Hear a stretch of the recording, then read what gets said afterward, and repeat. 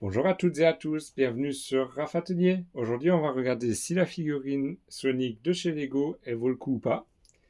Petite parenthèse, comme vous le savez, moi mes sets, je les achète moi-même, donc je ne suis pas sponsorisé, donc vous avez vraiment mon avis réel concernant tous les sets que je présente. Je poste une vidéo longue le dimanche, en général, si j'y arrive, avec des sets un petit peu plus gros que celui d'aujourd'hui, mais du coup, pour pouvoir vous présenter aussi des petits sets, parce que j'ai pas mal de petits sets qui me plaisent bien, je vais essayer de poster une seconde vidéo par semaine le mercredi. Donc n'hésitez pas à me dire ce que vous en pensez en commentaire.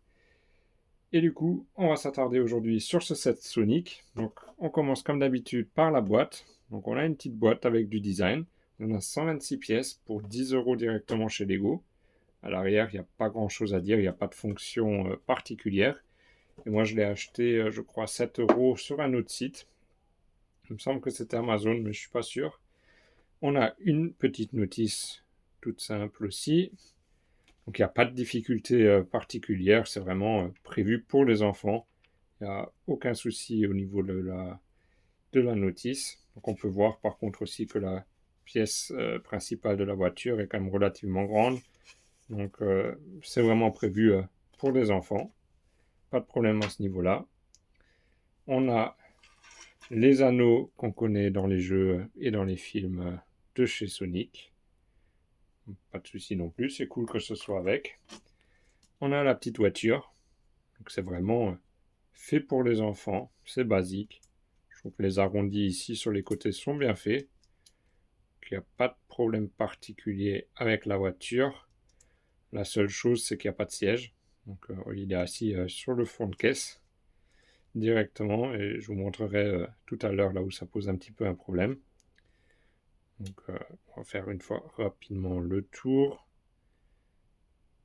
Et la seule fonction qu'a cette voiture, en plus de rouler, c'est qu'on peut ouvrir le capot et il y a le cristal qui sert de moteur. Donc, tout simple.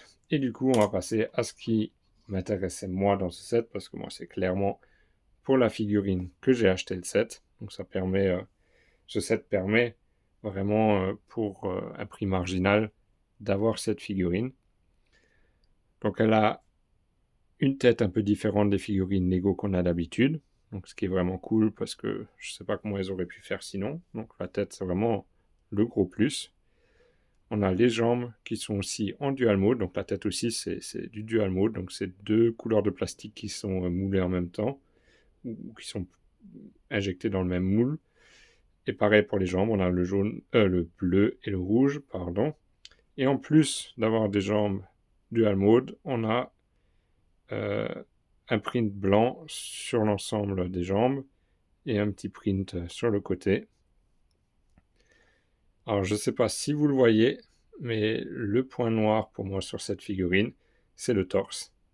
Parce qu'il n'a pas la même couleur que les bras ou le visage de Sonic. Donc c'est dommage, cette figurine est passée par le service chez Lego qui fait des économies. Donc c'est clairement des économies, ils n'ont pas imprimé suffisamment de couches sur le torse. Alors vous allez me dire, c'était peut-être prévu comme ça. Mais je suis désolé, mais sur la boîte, ça se voit que c'est la même couleur qui était prévue à la base. Entre le torse, le visage et les bras, c'est comme ça qu'il est dans les films, dans les vidéos, sur les images. Mais la réalité, c'est qu'ils ont fait l'économie d'une deuxième, troisième couche.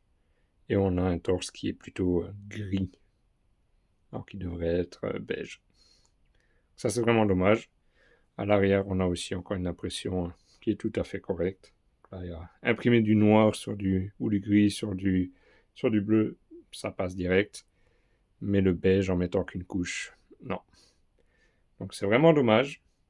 Je trouve que même pour des enfants, je vois pas pourquoi ils devraient faire des économies à ce niveau-là. Un enfant a le droit d'avoir un jouet de qualité quand même, et c'est quand même 10 euros. Donc pour une figurine et une petite voiture, je trouve que il n'y a pas de raison de vouloir faire des économies.